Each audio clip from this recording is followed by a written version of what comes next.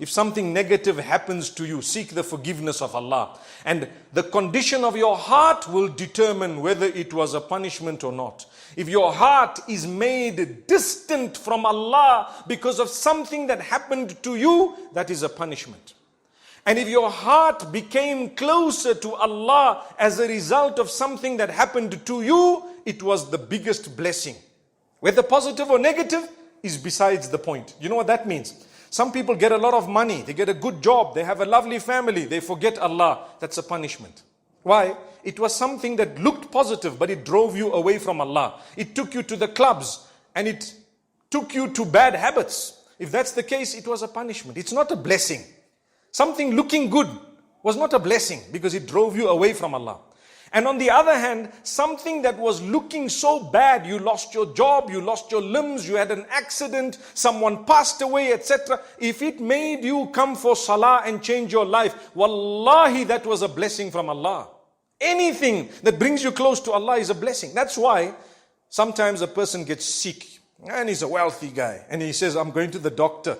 Go to the doctor. Doctor says, we're doing all the tests. He said, yes, we're doing the tests. He gets the MRI and he gets this done and that done. Pause for a moment. May Allah grant shifa to all those who are sick and ill. Say Ameen. So he gets everything done and you know what? They don't know what's the story. Why? My brother, you don't do your salah on time. You're not worshipping Allah. You're far from Allah. You're engaged in sin and so on. And Allah loves you enough to make you realize that it's only in the hands of Allah. So you'll go to the doctors and you should. But if nothing happens, nothing comes out one after the other, and then the doctor tells you, you know what, you only have 6 months to live. A person who that statement draws closer to Allah is actually blessed.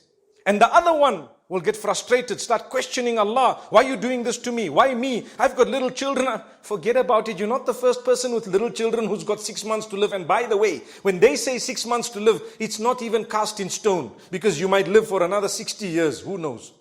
It's only a statement. They might be totally wrong. How many people have left, for example, healthy and they've died without a problem? And how many people have been told 24 hours to go, 24 years still? They're saying, Salam alaikum Buddha. MashaAllah, may Allah grant us ease. Rely on Allah. If anything brings you closer to Allah, it is a blessing.